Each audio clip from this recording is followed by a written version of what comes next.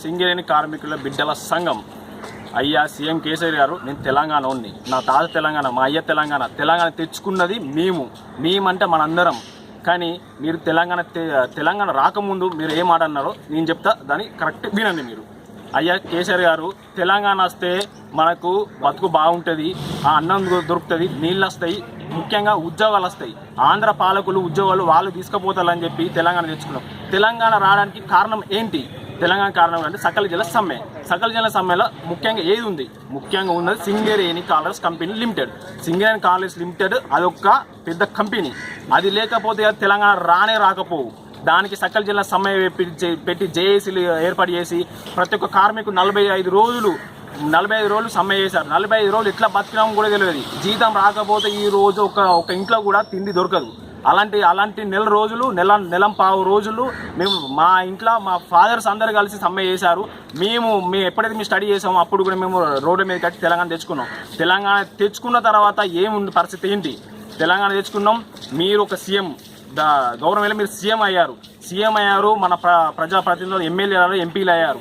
కానీ ఈరోజు వారసత్వ ఉద్యోగాలు ఇస్తా అన్నారు. ఎప్పుడు మొదటి సంతకం వారసత్వ ఉద్యోగాలు ఇస్తా అని చెప్పారు. కానీ మొదటి సంతకం కాదు, ఎన్నో వేల సంతకాలు అయిపోయినాయి. కానీ ఇప్పటివరకు వారసత్వాలు రాలేదు. ఇప్పుడు వారసత్వ ఉద్యోగాలు అని ఇస్తున్నా అంటున్నారు. ఎందుకు ఇస్తున్నా అంటున్నారు? ఇప్పుడు మీరు టీబీజీకేఎస్ అనే మీకు సంఘం ఉంది, ఏది కార్మిక సంఘం ఉంది. ఆ కార్మిక సంఘం యూనియన్ గెలవాలని చెప్పి మీరు ఇప్పుడు ఇలా వారసత్వ ఉద్యోగాలు అవుతున్నారు. ఈ రోజులు 3 సంవత్సరాలు ఎటు పోయారు మీరు? 3 సంవత్సరాల కాలంలో ఎంతమంది రిటైర్ అయ్యారు? ఎన్ని వేల మంది కోల్పోయారు? ఎన్ని వేల మంది రోడ్డు మీద పడ్డారు? ఈరోజు హైకోర్టుకు వెళ్ళింది, కొట్టేసింది. సుప్రీంకోర్టు వెళ్ళింది, కొట్టేసింది. ఏ నాయకుడైనా ఇలా కార్మికుల వాడలకు వచ్చి మేము వారసత్వ ఉద్యోగాలు కన్నా ఒప్పుకున్నారా? ఒప్పుకోలేదు. ఇప్పటివరకైనా ఏ ఎమ్మెల్యే అయినా, ఎంపీ అయినా, ఎమ్మెల్సీ అయినా ఎవరైనా వచ్చారా? లేరు. మీరే తానా అంటే మీరు తందానంటారు తప్ప వీళ్ళు ఉన్న వాళ్ళు అయితే ఒక్కరు కూడా వారసత్వ ఉద్యోగాలు వస్తుంది మేమున్నాము అని ఒక మైండ్ మీదకి రాలేదు, ఏం రాలేదు.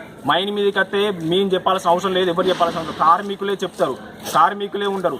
కార్మికుల యూనియన్లు ఏ యూనియన్ అయినా కూడా మీరు టీబీజీకేఎస్ కానీ ఏ జాతీయ సంఘాలైనా కూడా సపోర్ట్ ఉంది. ఎవరు సపోర్ట్ ఇచ్చినా వాళ్ళకు కార్మికులు 100% సపోర్ట్ ఇస్తారు. కానీ మీరు ఇవాళ ఎందుకు వెనకడుగు చేస్తున్నారు అనేది కూడా ఒకటి బయటకు వచ్చింది. ఏంటిదంటే అది మీరు ప్రైవేటీకరణ చేద్దాం అనుకుంటున్నారని ఒక వార్త.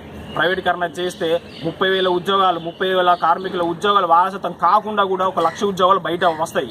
మీరు ఏదైతే మీరు అండర్ గ్రౌండ్ మైన్స్ ఓపెన్ చేయండి, 1,00,000 ఉద్యోగాలు. మీరు ఆల్రెడీ అసెంబ్లీ కూడా చెప్పారు. మీరు ఎక్కడ న్యాయం తెస్తా మేము ఎక్కడ అలాగే గవర్నమెంట్ జాబులు చేయడానికి ఏమైనా ఉన్నదా? లక్ష ఉద్యోగాలు వస్తాయా? మీరు ఇంటికి ఉద్యోగం అన్నం కావచ్చు, మీ